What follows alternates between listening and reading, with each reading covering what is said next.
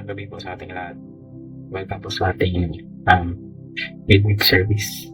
And so, ang napili ko pong verse na pagbubulay-bulay natin sa gabing ito ay mula sa aklat ng Romans chapter 12 verses 1 to 2.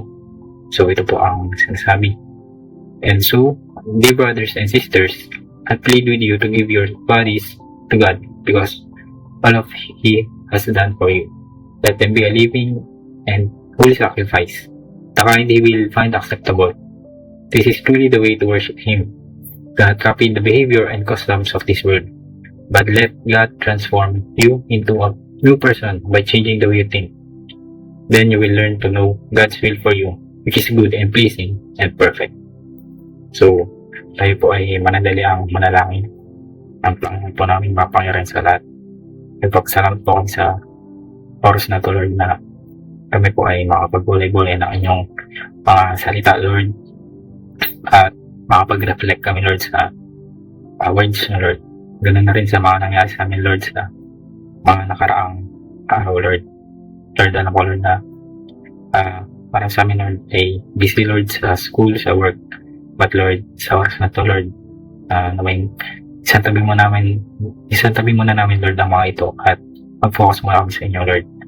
At ganoon na rin, Lord, sa mga susunod na mga araw, Lord, kailangan siyang gumabay, ang mag-provide at ang magbigay sa amin ng kalakasan, Lord, ng katalinuhan, Lord, upang umabot po kami sa araw ng linggo, Lord. At ganoon na rin po, Lord, patawarin niyo po kami sa aming mga pagkakasala, Lord, at patuloy niyo po kaming gabayan, Lord, sa araw-araw, Lord. Ito lamang po ang panalangin sa Panginoon Jesus. Amen. And so yung pagbubulay-bulay po natin verse ay ang may pamagat na a living sacrifice to God. So sa amin po mga kabataan ay patuloy po yung aming pagbabasa ng Bible. Tapos na po kami sa New Testament. At ngayon naman po ay nasa Old Testament na kami. So kung familiar na po kayo sa buong Bible ay madalas nyo pong mababasa yung word na sacrifice. At madalas po yun sa Old Testament dahil sa kanilang Old Covenant or yung mga rituals nila sa Old Testament. Nagsasacrifice sila ng mga tupa, ng mga hayop, yung mga naaanin nila, yung sa harvest nila sa Lord, sa Thanksgiving, sa mga event. At madalas kapag nagkakasala sila sa Lord, sila yung nagsasacrifice at nag-offer sa Lord. But dumating yung point na dahil sa kasobrang ng kasamaan nila, sobrang katigasan ng heart nila, ay parang inayawan na ng Lord yung mga offerings nila, yung mga sacrifice nila. Dahil mag-offer sila, but pagkatapos nun patuloy pa rin yung mga gawin nilang kasamaan, yung pagpatay, pagnanakaw, pakiapid, at kung ano man yun.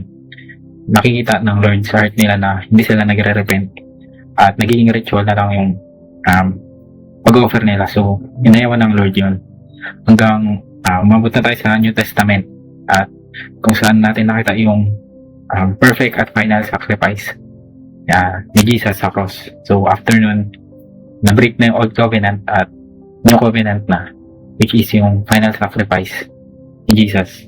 So after nun, wala nang nakakapantay sa sacrifice na ginawa ng Lord. At yun na yung perfect.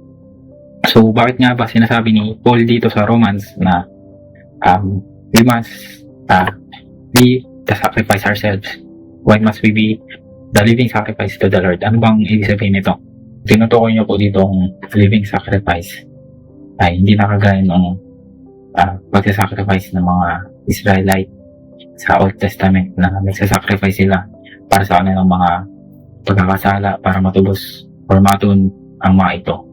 But yung pagsasacrifice natin, yung living sacrifice na ginagawa natin ngayon sa bago nating covenant with our Lord Jesus Christ is ginagawa na lang natin to out of our gratitude, out of yung kung gaano tayo ka-thankful sa mga ginawa ng Lord sa atin at at sa gusto natin maging katulad at sumunod sa kanyang mga footsteps. Para mas maintindihan natin yung living sacrifice na pinupunto ni Apostol Pablo sa Romans 12 ay pumunta tayo sa Romans 6. Sabi niya dito, do not let sin control the way you live.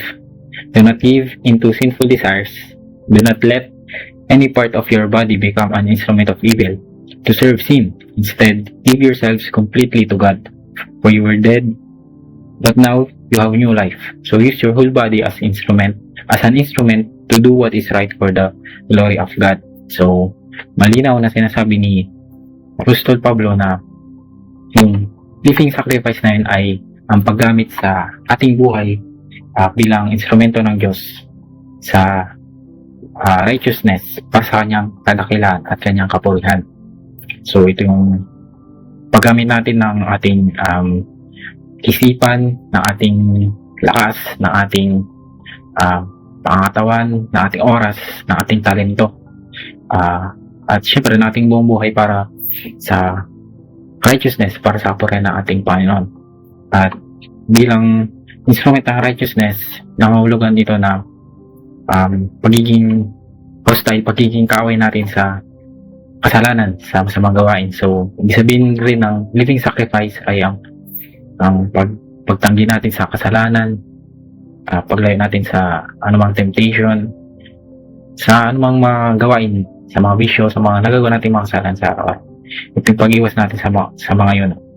So, sa atin, paano nga ba natin itong maipapakita pa natin makikita sa atin yung living sacrifice na sinasabi ni Apostol Pablo. So, sabi niya sa verse 2 sa Romans 12, sabi niya, don't copy the behavior and customs of this world, but let God transform you into a new person by changing the way you think. Then you will learn to know God's will for you, which is good and pleasing and perfect. So, sabi niya dito, first is do not copy the behavior of this world. So, makikita mainly sa atin yung living sacrifice na ito through our behavior.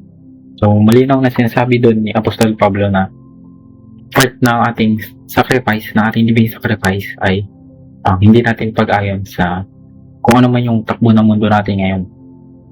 Ano nga ba yung nakikita natin ngayon sa ating mundo? Laganap na korupsyon, diba? Sa pamahalaan natin. Maraming mamamayan ang nanakawan dahil sa kasakiman ng mga politiko sa pera, sa lupa, sa ari-arian. Yan. And ano ba? Harasan yan sa school, sa mga eskwela natin ngayon. Nababalita yung yung pamamaril, yung shooting nga na dati madalas lang nangyari sa Amerika, but meron ng cases sa atin ngayon. So, yung mga bagay na yun, yung mga tumatakbo ngayon sa ating mundo ngayon ay hindi dapat tayo tumulad sa mga yun, but nagiging salt dapat tayo, nagiging light dapat tayo para madaig natin yung mga yun. So, isa yun, behavior. Hindi dapat tayo nakain sa mundo, but nakita dapat sa atin yung fruits ng Holy Spirit instead sa mga nakita natin na patterns at behaviors sa mundo, that mas pinipili pa rin natin kung ano yung gusto ng Diyos. Yung pagiging merciful, pagiging mahabagin, pagiging mapagmahal, kababaang loob, pagiging mapagmahal, mga bagay na gano'n, na hindi na mga bagay na nagka-counter sa mga behaviors ng mundo. And syempre hindi lang dapat sa behavior, hindi lang sa ating pag-iisip, but dapat na-apply natin ito outwardly. So isang part din ng ating living sacrifice ay syempre sa actions natin dapat nakikita yung righteousness ng Lord sa actions natin. So yung actions na dapat natin is tugma sa sinasabi nating behavior na naayon sa righteousness ng Lord.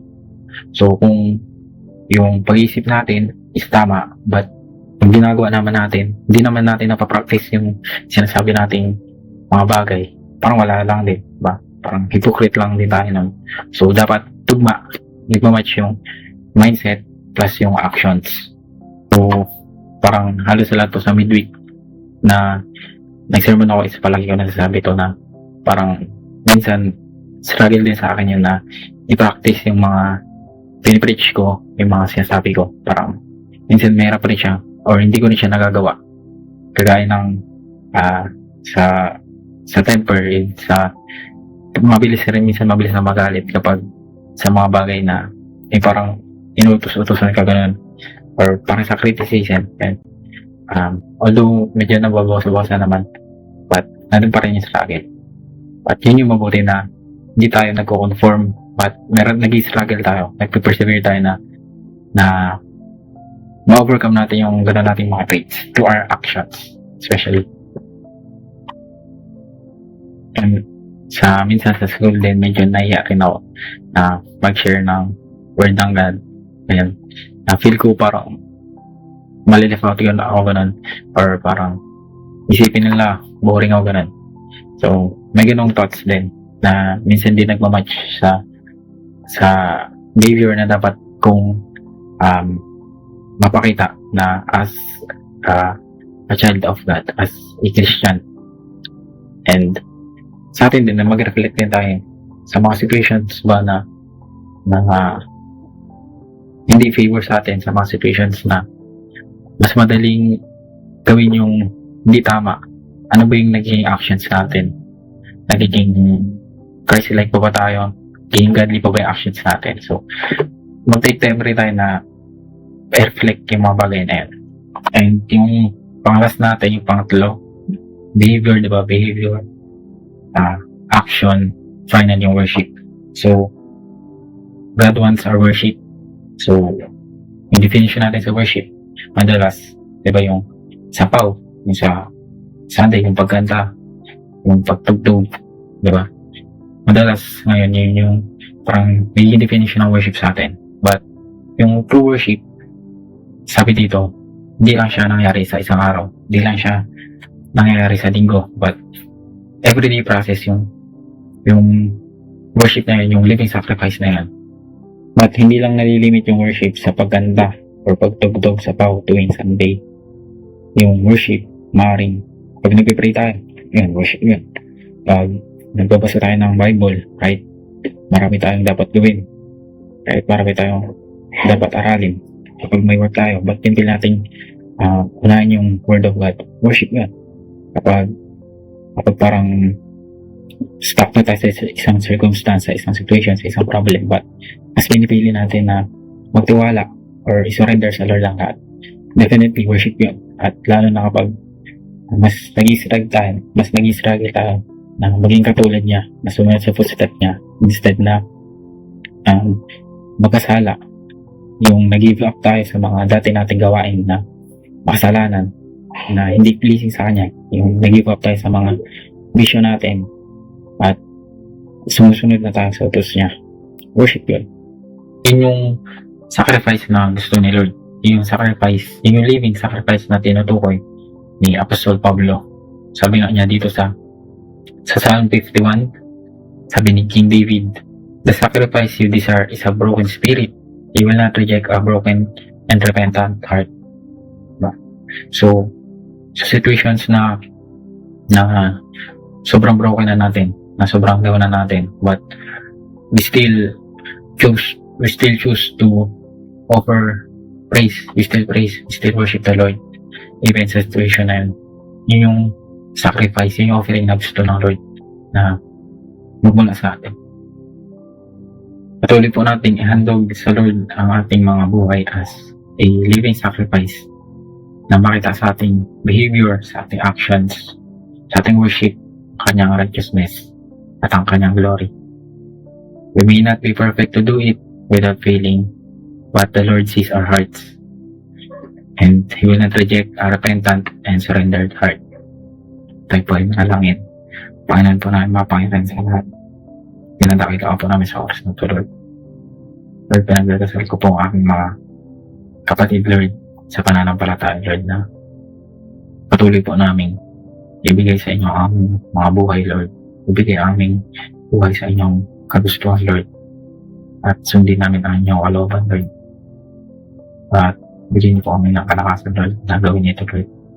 Bigyan niyo po kami ng kalakasan na i-crucify ang aming mga flesh, Lord, na umiwas sa mga tukso, sa mga temptation, Lord, sa mga maling gawain, sa mga kasalanan, Lord. Because the courage to was to evade all of those things, Lord. At anyway, makita rin sa amin ng ibang mga tao, Lord, ang inyong righteousness. Ang sa gayon ay madakila ang inyong pangalan sa lahat ng lugar, Lord, sa lahat ng lugar na pupuntahan namin, Lord. Kayo ang siya makita sa amin at hindi ang aming mga sarili, Lord. At patuloy po kami gabayin, Lord. Patuloy po pagyubungin ang aming mga pananampalataya, Lord. Patuloy po itong pagtibayin, Lord. At sa mga susunod pang mga araw, Lord, sa mga nagdaang araw ng linggo natin, Lord, kayo ang siyang gumabay sa amin, kayo ang siyang magpalakas sa amin, Lord. Patawarin po kami sa aming mga pagkakasalanan na gagawa, Lord. At patuloy po kami ituwid, Lord. Ito lamang po ang aming panalangin sa matamis sa pangalan ng Diyos. Amen.